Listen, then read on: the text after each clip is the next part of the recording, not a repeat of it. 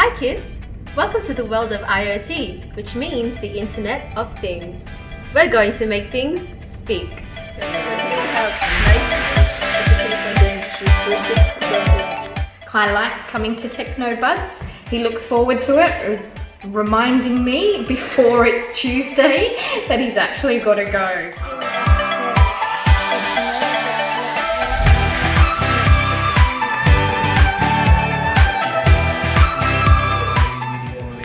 We can connect jumper wires to this breadboard to help us program. Let's all connect D1 to red.